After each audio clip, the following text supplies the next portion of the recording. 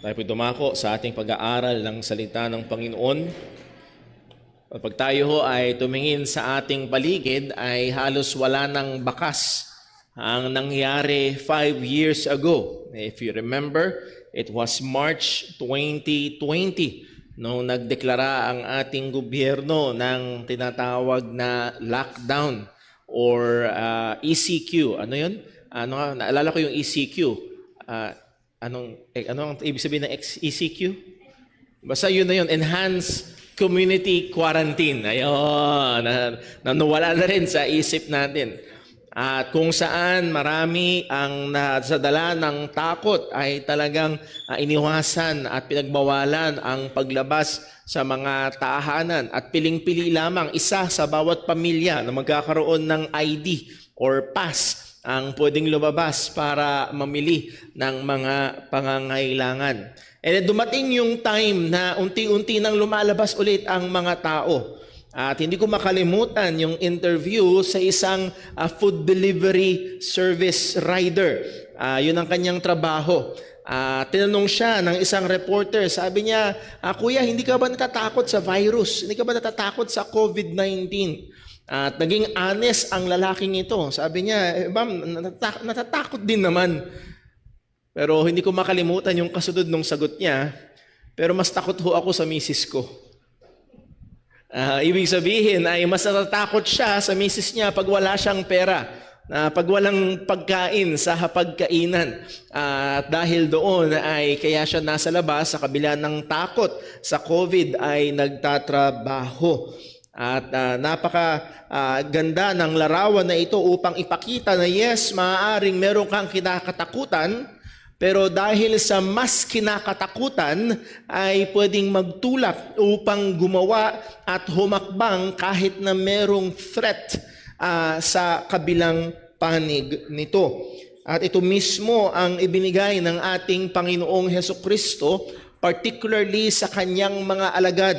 Sa panahon na tila baga napakadami ang nakasuporta, libo-libo, as we have read from verse 1, sa sobrang dami ng mga tao, describe na parang literally nagkakandaapak-apak na sila sa isa't isa dahil sa libo-libong mga taong sumusunod sa ating Panginoong Hesukristo. But Christ, our Lord Jesus Christ, will never be fooled. Alam niya na ang mangyayari sa mga hinaharap ay itong mga libo-libong mga taong ito ay maaaring marami sa kanila ang kasamang sisigaw na ipako siya sa krus. And there will come a time na darating ang persecution sa mga mananampalataya. And there will come a time na hindi na magiging sikat ang maging tagasunod ni Kristo, na maaaring hantingin kayo kapag tagasunod kayo ni Kristo. Pero huwag kayong mag-alala, yun ang sinasabi niya, meron kayong dapat mas lalong katakutan upang ito ang magtulak sa pagpapatuloy sa pananampalataya at pagsunod sa ating Panginoong Jesus. So, ang atin hong message ngayong hapong ito ay ito, we must have utter and complete fear of God because He has the power over our life and over our eternal destiny. Dapat tayo ay magkaroon ng lubos at matinding pagkatakot sa Diyos sapagkat Siya ang may kapangyarihan sa ating buhay at sa ating eternal na destinasyon.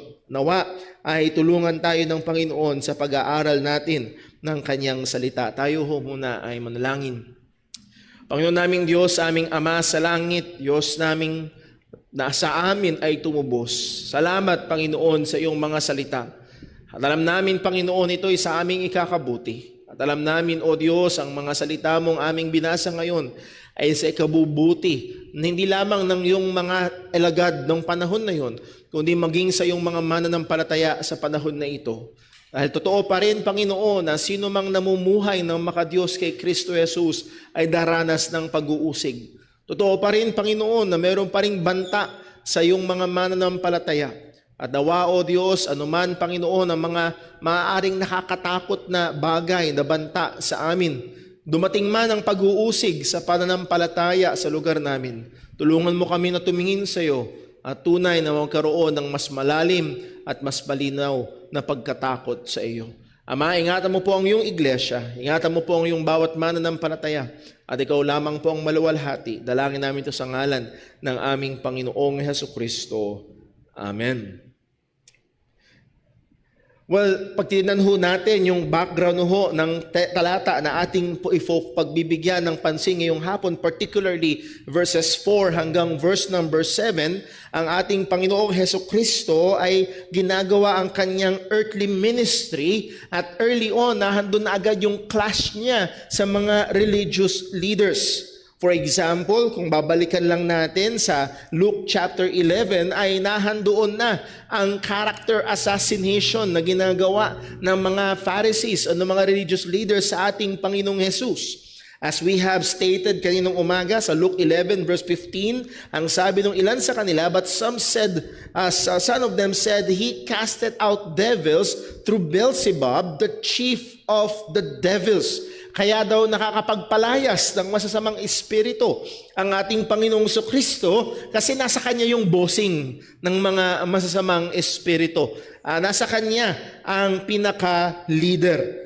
And here sa chapter 12, nagbigay ng warning ang ating Panginoong Jesus, particularly sa kanyang mga disipulo, at nahandun din ang maraming mga taong nakasunod na sila ay dapat maging mapagbantay laban sa lebadura or sa leaven ng mga Pharisees. And muli ay pag narinig ito ng mga disipulo, ay iba ang dating sa kanila. Maaaring sa panahon natin ngayon ay wala masyadong epekto, pero sa panahon na yon, kung ikaw ay isang Hudyo na namumuhay sa Israel, iiba ang dating kapag narinig mo ang mga Pharisees. They are the religious leaders. At sa buhay ng isang Hudyo, you cannot separate their cultural, social life sa kanilang religious life. Kaya isa sa pinaka nakakatakot na bagay ay kapag ikaw ay in-outcast ng mga religious leaders. Pag ikaw ay sinantabi o pag ikaw ay in-excommunicate, ay naahan doon na apektado hindi lamang ang religious life, but even your daily family life and social life ay apektado. These are the religious elites, the Pharisees are. At sila ay mga talagang tinitingala, sila ay talagang mga may kapangyarihan. And I could only imagine nung sinabi ni Jesus na mag-ingat kayo sa lebadura ng mga Pariseo. At ang dating nito ay para bang sa isang, let's say, just for example, sa isang bayan na makapangyarihan ng mayor at biglang may magsasalita, mag-ingat kayo kay mayor. Hindi ko ba natatakot? Diretsahan mong pinapangalanan yung mayor At ito ay sinasabi ni Kristo sa kanila bilang pag-iingat. Again, napakaraming tao ang nakasunod kay Kristo. He is the latest fad. Siya ang pinaka-latest na sikat. Siya ang usapan ng bayan. To the point na libu-libong mga tao from different towns ay nagta-travel para lamang mapakinggan siya, para lamang ma-witness yung mga himala niya, or sila mismo ay nangangailangan ng himala mula sa Kanya. At maaari na pwedeng magkaroon ng kaisipan mula dito na napakaraming tao, wow, kayang-kaya natin ito. Maaaring magkaroon ng sense na, wow, tayo na ngayon yung bida. Tayo na ngayon ay untouchable dahil ang daming mga tao. And kung kaya ho, kung alam niyo ho, ang Gospels ay ang maraming mga tao na ito. For example, sa John chapter 6, nung nagsaysay na ng mga mabibigat na katotohanan ng Panginoong Jesus, ang sabi sa John chapter 6, marami sa mga disciples or followers na libu-libong nakasunod sa Kanya ay nagsimula ng hindi sumunod. Na-turn off na. And then, nandito ang patuloy na panghaharas at patuloy na plano ng mga religious leaders para wasakin, para patayin ang ating Panginoong Hesukristo. At gusto niyang bigyang babala, particularly nga ang kanyang mga disciples, na huwag silang magpadala sa kasalukuyan na seemingly success. Dahil darating ang pag-uusig, darating ang mga nakakatakot na bagay, at kanyang sinahanda sila at pinapaalalahanan sila kung kanino sila talaga dapat matakot.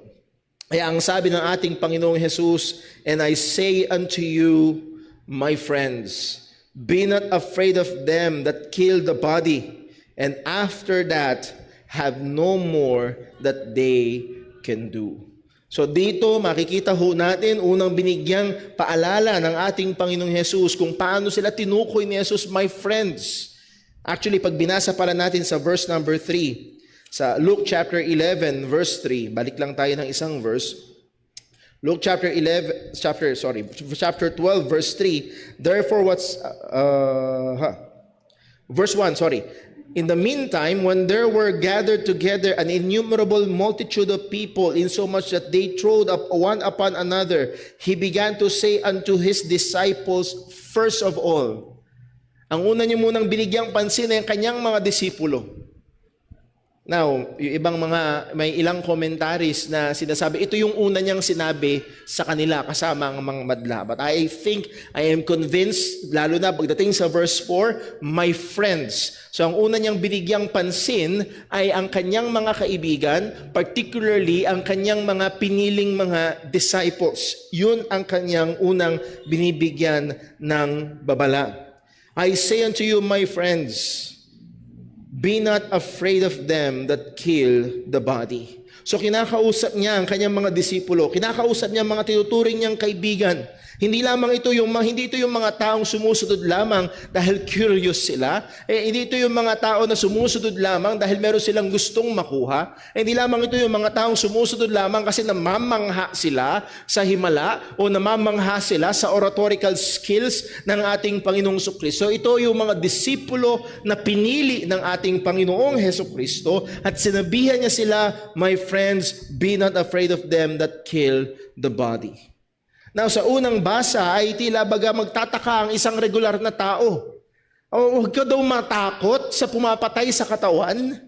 Hindi ba ito yung pangunahing bagay na kinakatakutan ng tao? Kamatayan or much more, paano ka mamamatay?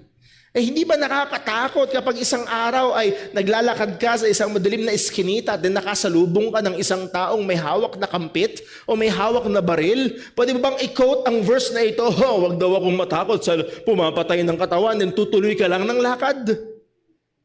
Well, hindi yun ang pinupunto rito ng ating Panginoong Jesucristo. Yes, maaari nating sabihin, di ba normal lamang na matakot tayo patungkol sa papatay sa katawan? Huwag na lang yung pagpatay sa katawan. Maaari tayong matakot sa pwedeng mag-cause ng discomfort sa katawan. Maaari tayong matakot sa mag-cause ng mag-alis ng ating comfort zone or mag-alis ng ating well-being, magdulot ng kahirapan sa ating pamilya o hindi magandang sitwasyon sa atin maaaring negosyo o trabaho. Maaari tayong matakot doon. Maaari tayong mag-alala doon. Pwede tayong merong takot sa aksidente. Again, hindi ko ba alam kay Facebook, pag minsan kang nanood ng mga aksidente, lagi kang bibigyan ng mga patungkol sa aksidente at pag hindi ka maingat, mapapraning ka na, ayaw mo na mag-drive. Ayaw mo nang lumabas. Di ba, parang normal lamang na matakot sa mga bagay na ito. Matakot ka sa karamdaman. Matakot ka sa mga natural disasters, sa pwedeng manakit, magdulot ng kapansanan, pinsala, or pwedeng kumitil ng buhay. Ang sinasabi ba ni Jesus dito ay ating i-abandona o alisin ang natural instinct natin to preserve and protect ourselves, our life, and our family? Na huwag tayong matakot sa maaaring pumatay sa ating katawan? Here, Jesus particularly warns us against men. Ang partikular na binibigyan pansin dito ni Jesus ay hindi mga natural disasters, hindi karamdaman, hindi aksidente, kundi particularly mga tao na maaaring merong gawin na makakapagdulot ng pisikal na sakit o kamatayan sa atin. Particularly na may kinalaman sa ating pananampalataya sa Kanya. Dahil pag tinuloy-tuloy ho natin ang basa, ay ito ay magiging napakalinaw. So ito ang binibigyang pansin ng ating Panginoong Jesus. Huwag tayong matakot sa kanila. Ang sabi niya, be not afraid of them that kill the body. Now, merong qualification. Hindi lamang huwag matakot sa maaaring pumatay sa katawan, meron pang kasunod na sinabi ang ating Panginoong Jesus, and after that, have no more that they can do. Doon daw tayo huwag matakot. Ang sabi ni Jesus, huwag ka matakot sa maaari at may kakayang pumatay sa katawan, pero pagkatapos doon, wala na silang kayang gawin. Well, again, this assumes na meron pang pwedeng mangyari pagkatapos mamatay ang katawan. Again, maaari meron nagsasabi, si Jesus ay hindi nagtuturo ng life after death. No, malinaw dito na meron. Ina-assume ng Panginoong Hesukristo na pagkatapos mamatay ay meron pang pwedeng mangyari. It would be nonsense na sabihin ni Jesus, and after that have no more that they can do kung wala nang mangyayari pagkatapos ng kamatayan. So bakit daw hindi natin dapat katakutan ang tao na yes, kayang pumatay ng laman, kayang pumatay sa katawan, pwedeng manakit sa atin? Kasi wala na silang kayang gawin pagkatapos noon. Kasi limited sila hanggang doon. Doon lang, yun lang ang pwede nilang gawin. Ibig sabihin, pinapakita nito ni Jesus as we will read sa susunod na verse, sa verse number 5, comparatively, ito'y maliit lamang. Yes, maaaring sa ating pananaw, ito yung pinakamalaki, ito yung pinakamahalaga, ito yung pinakamapanganib. Ang buhay ay napakahalaga. Pero meron pang mas mahalaga kaysa dito. Hindi lamang ang pisikal na katawan, hindi lamang ang security ng pisikal na katawan at ng buhay ang mahalaga. Again, wag niyo sanang marinig na sinasabi kong walang kwenta ang buhay o pisikal na buhay. Hindi ho. Ang sinasabi ay merong mas mahalaga kaysa dito. Para bang, balik tayo doon sa halimbawa natin kaninang umaga, merong 1,000 dito at merong 10 milyon dito. Alin ang mas matatakot kang mawala? Yung bag na may 1,000 o yung bag na may 10 milyon? Alin ang mas babantayan mo? Hindi ka ba takot mawala yung 1,000? May takot din, Brother Paul, pero mas malaki halaga nito eh. Nakuha niyo ho? Hindi sinasabing wag nating ingatan nating pisikal na katawan. Hindi sinasabing wag nating bantayan ang ating mga sarili. Pero merong mas mahalaga. Merong mas matimbang. Implicit sa statement ng ating Panginoong Yesus na meron pang mangyayari pagkatapos ng kamatayan. Kung pisikal na buhay lamang ang meron tayo at pagkatapos nito ay wala na, ay magiging nonsense ang sinasabi ng ating Panginoong Hesukristo. And yes, dapat tayong, kung tayo ay matatapos lang sa buhay pisikal na ito, yes, matakot tayo sa kayang pumatay ng laman. Gawin natin ang lahat para maingatan ang pisikal na buhay. Pero sasabihin ni Jesus sa atin, no, merong mas mahalaga. Merong mas mahalaga. Sa Proverbs 29 verse 25, may paalala sa atin ang salita ng Diyos, the fear of man bringeth a snare, but whoso putteth his trust in the Lord shall be safe. So narito ang punto again, yung pagkatakot sa tao ay maaari magdulot sa atin ng pagkapahamak. At dito particularly sa pag-uusap o sa sinasabi ng ating Panginoong Yesus, kung mas matatakot ka sa tao ay pwedeng ikapahamak ng iyong kaluluwa. The fear of man and the harm that they may inflict sa ating pisikal na katawan ay pwedeng maghadlang o magdulot sa atin ng tayo ay hindi sumunod sa kalooban ng Diyos, or much more, pwede ito magdulot ng pagkahadlang sa mga tao na lumapit kay Kristo. Gaanong karami ang mga tao na maaaring, humanly speaking, they understand the gospel. Pero sila ay takot na takot at ayaw sumunod sa Panginoon because of their fear of man. Takot sila sa kanilang mga kamag-anak. Takot sila sa kanilang mga kaibigan. Alam nila na sila pag naging seryosong tagasunod ni Kristo ay maaari silang tuyain. Uy, yan na si banal, oh. Ayan na yung santo, oh. Lumulutang na sa kabanalan. No? Nagliliwanag na, kulang na lang sa'yo, halo. Ayan na si pastor. Hindi ka naman pastor. Ayan na si pastor. Si pastor, si Bible.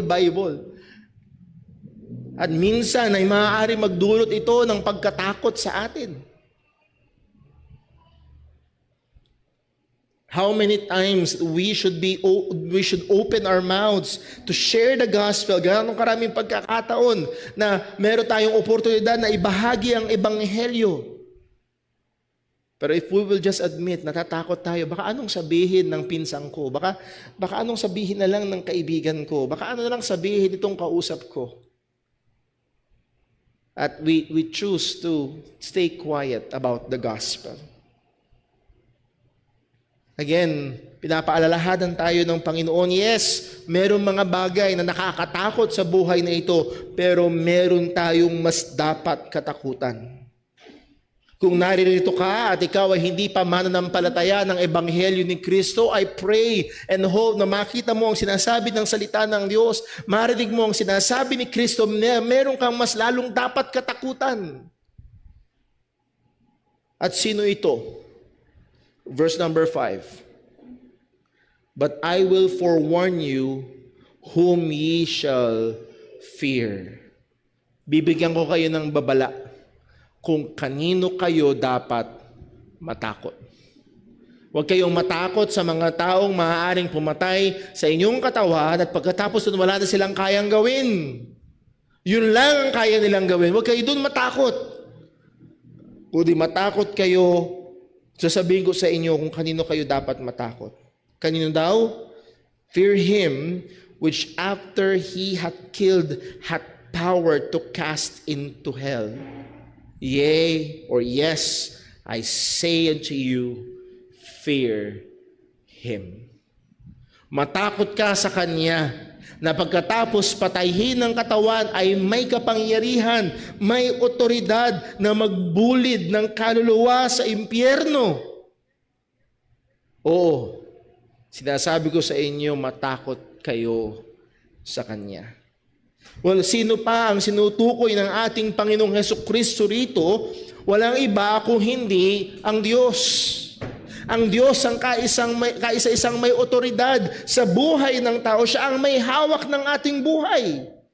Ang sabi ng salita ng Panginoon, as we have read kanina sa verse number 6, are not 5 sparrows sold for 2 farthings, and not one of them is forgotten before God.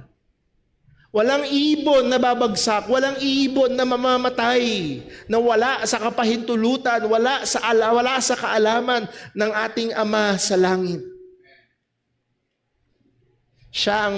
Kung siya ang may otoridad sa buhay ng ibon, siya ang may otoridad sa buhay ng bawat nilalang, siya ang may hawak maging ng ating buhay. At oo, siya ang nagtatakda kung kailan tayo mamamatay. Actually, hindi ang kriminal, hindi ang Mother Nature, hindi ang aksidente ang may hawak ng ating buhay. Kung naalala niyo ho, nitong mga nakaraan, tayo ay nag-Bible study sa ilang mga lamay sa mga kamag-anakan ng ating mga kapatiran. At isa sa mga pinag-aaralan madalas ay ang buhay ni Job, na kung saan ang kanyang mga ari-arian ay tinangay ng iba't ibang mga grupo ng mga tao, and at the latest ay yung kanyang mga anak ay natitipon sa buhay ng kanilang pinakapanganay na kapatid, sa bahay ng pinakapanganay nilang kapatid. At ang sabi nung nag-report, at umihip ang malakas na hangin at nagiba yung bahay at bumagsak at namatay silang lahat.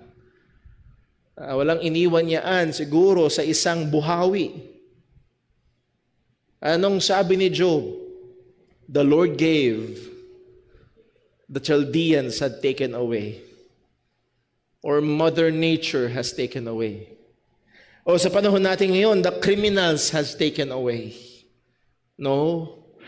Ang sabi ni Job, the Lord gave, the Lord has taken away. Malinaw sa isip ni Job na ang may hawak ng buhay, ang may hawak ng lahat ng iyon ay walang iba kung hindi ang Diyos. And yes, maaari sa death certificate ang nakalagay ay namatay dahil sa heart attack, namatay dahil sa pneumonia, namatay dahil sa COVID, namatay dahil sa blunt force trauma or anumang aksidente. Pero ultimately, ang may otoridad sa buhay ay ang Diyos. Hindi rin yung mga tao na kinakatakutan. Pero hindi lang doon may otoridad ang Panginoon. Fear Him which after He had killed, and by the way, maraming mga tao ang sinusubukang i-absuelto ang Diyos pagdating sa bagay na ito. Lalo na pag dumarating ang mga malaking trahedya, ang nagiging madalas na tanong, nasaan ang Diyos? You remember yung malaking tsunami, I believe 2001? Napakaraming namatay sa India, sa maraming bansa na talagang daan-daan at libu-libong mga tao ang namatay. Dito na lang sa ating sariling bansa, nung Yolanda, noong 2013, nasa ng Diyos. Pero makikita natin, yung ibang mga theologians, ang kanilang sagot ay hindi alam ng Diyos. Kung paanong nagulat din si Lord. Ang tawag dyan ay open theism, that God is open. That is, hindi niya alam ang lahat ng bagay. Therefore, hindi niya kontrolado ang lahat ng bagay kasi hindi niya alam. Paano mo makokontrol ang hindi mo alam? Pero ang Diyos mismo ay inaangkin niya na siya ang naitakda, na siya ang may hawak. Deuteronomy 32 verse 39, ang sabi ng salita ng Diyos sa ito, "See now that even I am He," and this is God speaking, "and there is no God with me." Ako lang, walang ibang Diyos na kasama ko. Hindi nakikipagpulong si Lord na, anong gagawin natin? May naghihingalo na siya. Anong gagawin natin? Botohan? Anong boto mo? Live, die, live, die. Ako live. Well, so, mas marami dun sa die. Pasensya na lang. Ang sabi ng Panginoon, "See now that even I am He, that there is no God with me." Ang sabi ng Diyos, I kill. I kill and make alive. Mahirap itong lunukin ng marami. Lalo na sa mga sitwasyon na hindi natin kayang ipaliwanag, seemingly very senseless. Lalo na kung biktima ng krimen na biglaang pinatay. How many times sa kapanood na tayo na umiiyak yung magulang, kakatapos lang sa mag-aaral, tapos ginanon lang nila yung anak ko. Again, we're not making light of the suffering. Pero pinapakita natin dito, kontrolado yun ng Diyos.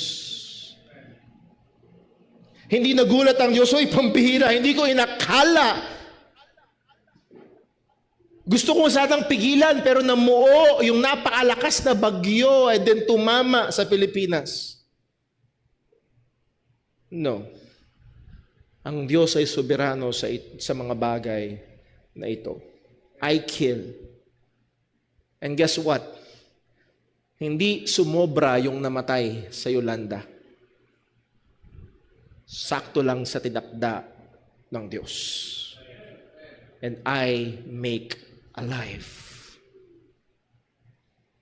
Ang mas nakakapagtaka, ba't hindi mas maraming namatay? Sa dami ng makasalanan, ba't hindi mas marami ang namatay? Ang Diyos, ang soberano sa bagay na ito, hindi lamang yon, I wound and I heal. Kanino nang gagaling ang pinsala? Kanino nang gagaling ang aksidente na maaaring maputulan? Kanino nang gagaling ang karamdaman? Again, ang Diyos ay hindi nasa langit na pampihira. Wala akong magawa. Kasi. At saka rin ang gagaling sa lahat sa atin na nakaranas ng kagalingan, Ang pamilya namin, buong pamilya, nagka-COVID. Pinagaling ng Panginoon. Saan galing? Sa Diyos. So muli, ang Diyos ang soberano sa lahat ng bagay na ito. Ang mga pinakadakilang doktor, ang mga pinakamagagaling na medisina, at maging limpak-limpak na pera, at pinakamatitindi ng mga medical advancement, hindi ang mga ito ang may hawak. Ang kamay ng Diyos ang may hawak.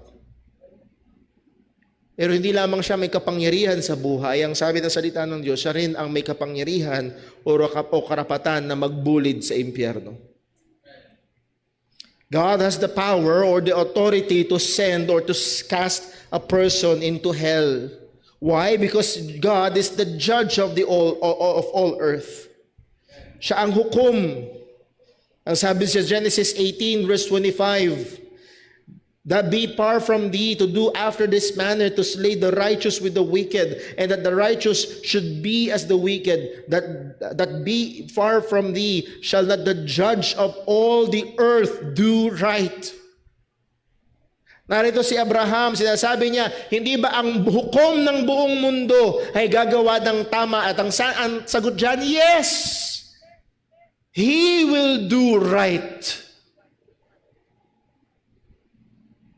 Ipapataw niya ang katampatang parusa. At ang kabayaran ng kasalanan ay kamatayan. Yes, maaaring sa pananaw natin at madalas dito nabubulunan ang maraming mga nagiging atheist di umano na nung panahon ni Noah, nilunod ng Diyos ang lahat, maging yung mga babies, maging yung lahat ng mga tao, babae, bata. Again, siya ang Diyos na may karapatan. Una, siya ang Diyos na may lalang. Then siya rin ang Diyos na matuwid na hukom. At lahat, at hindi siya gagawa ng hindi matuwid. Muli nga ho, ang nakakapagtaka ay bakit merong natira. At ang sagot doon ay hindi dahil karapat-dapat si Noah. Ang sagot doon ay dahil nakasumpong ng biyaya ng Diyos si Noah. Hindi siya karapat-dapat. Naging mabiyaya ang Diyos sa kanya. At ang sabi ng salita ng Diyos sa Hebrews 9:27, as it is appointed unto men once to die, but after this the judgment, haharap sa paghuhukom, at walang ibang hukom kundi ang Diyos. At ang Diyos ay hindi nangangailangan ng ebidensya, sapagkat siya ang saksi sa lahat ng krimen. Siya ang saksi sa lahat ng kasalanan. As we have studied kanina sa Sunday School, even sa kasalanan na nasa puso, kita ng Panginoon. Sa Revelation 20 verse number 11, ang sabi ng salita ng Diyos, and I saw a great white throne, and him that sat on it, from whose face the earth and heaven fled away, and there was found no place for them. Verse 12, and I saw the dead, small and great. Maging yung mga tao na wala man lang nakakakilala sa kanila, and then yung greatest of the greats of men, yung mga hari, emperador, presidente, at mga diktador, lahat sila ay haharap sa harapan ng Diyos. At ang sabi ng salita ng Diyos, stand before God, and the books were opened, and another book was opened, which is the book of life, and the dead were judged out of those things which were written in the books according to their works. And guess what? According to our works, gaya na nasusulat, walang matuwid, wala kahit isa. Kaya ho, isang napakalaking kahangalan, as Paul said sa Galatians, it is foolish na isipin na ang kaligtasan ay base sa ating gawa. Kasi pag bumase sa gawa natin, tayo ay masusumpungan ng mga makasalanan. So narito ang hukom ng lahat. Narito ang Diyos na may kakayahan, may karapatan. Oo, at isang Diyos na hukom at isang hukom na matuwid. Hindi siya kayang suhulan. Wala kang pwedeng i-offer sa Kanya para palagpasin niya ang iyong kasalanan. Hindi ka ba matatakot sa Diyos na ito? Sabi ni Jesus, sasabihin ko sa iyo kung kanino ka dapat matakot. Matakot ka sa Kanya na pagkatapos patayin ang katawan ay may kapangyarihang ibulid o magbulid sa impyerno. Dahil darating ang time na maraming mga tao ay kakailanganing pumili. Sila ba ay susunod sa crowd kasama ang mga religious leaders? O sila ba ay sasampalataya doon sa karpintero na pinako sa krus at muling nabuhay?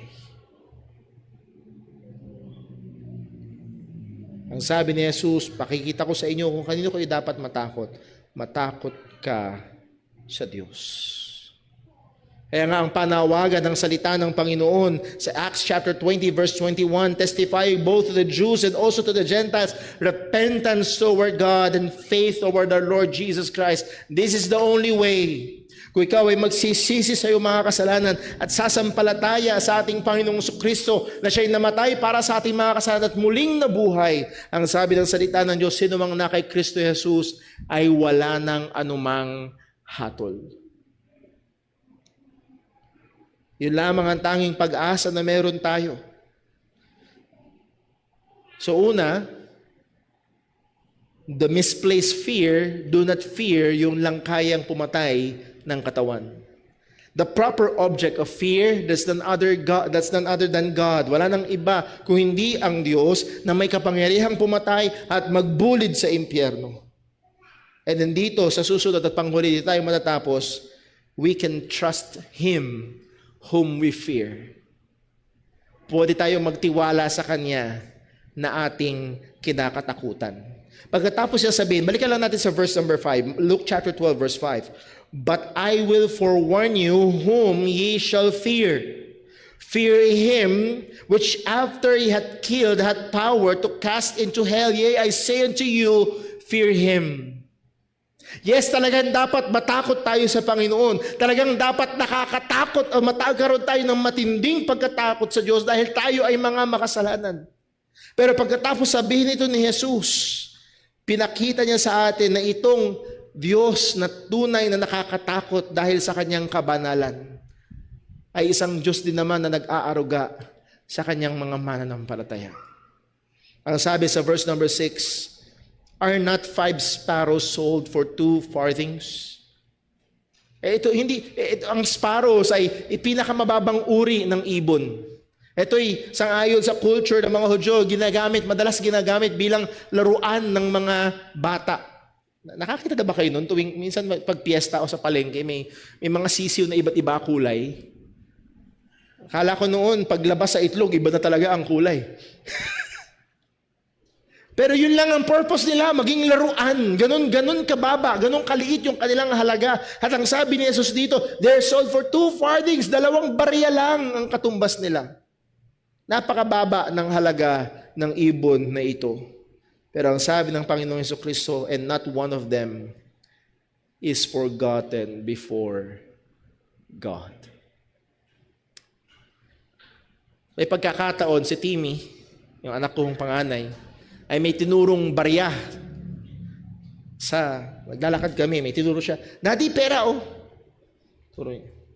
Ano yung nakita ko? 25 centavos. At ang ginawa ko ay, okay lang yan anak, small lang yan. Nasa kalsada kami. Okay lang anak, small lang yan. Pero maniwala kayo, kung 20 yun, okay anak, hintay ka lang dyan.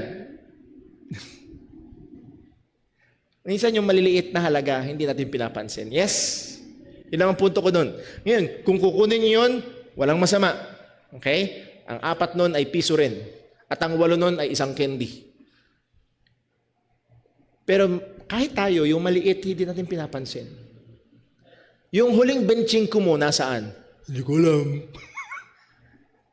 Maaari di mo alam kung nasaan yung benching ko. Maaari di mo alam yung maliit na halaga kung nasaan.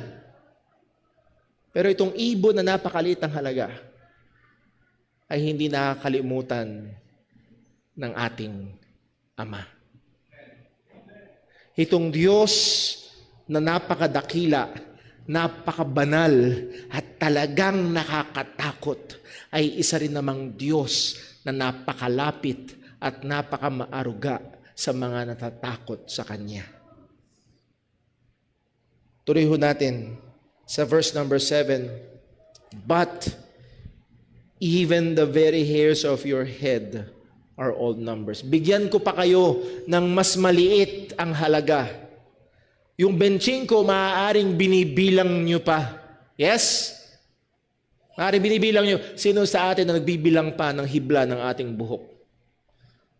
Brother Paul, meron akong kilala. Bilang niya. Maaaring depende sa kalagayan. Yung 25, maaaring binibilang pa natin, i-scotch tape mo pa para mabuo yung piso, mabuo yung 5 piso para pang pinangbayad mo. Pero sino sa atin nagbibilang ng kada isang hibla ng ating buhok? This is an argument from greater to lesser. At ang punto, kung yung lesser pa, yung maliit, ay binibigyang pansin, at yung mas maliit pa, ay binibigyan ng pansin. Tuloy natin ang sabi ni Jesus, fear not. Kanina, fear. Ngayon naman, fear not. If we truly fear God, ang kasunod nun is fear not. Fear not.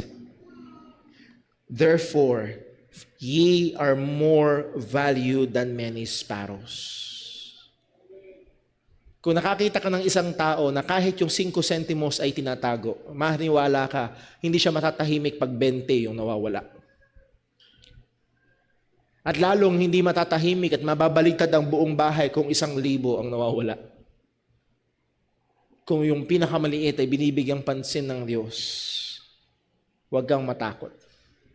Sa ating mga natatakot sa Panginoon, na dahil sa biyaya ng Diyos, binuksan niya ang ating mga mata at tayo sumampalataya kay Kristo at inilagay ng Diyos sa ating puso ang pagkatakot sa Kanya, huwag tayong matakot. Ang ating kinakatakutan ay nag-aalaga sa atin. At magpatuloy tayo, mga kapatid, sa biyaya ng Diyos may kalayaan ng pananampalataya sa ating bansa.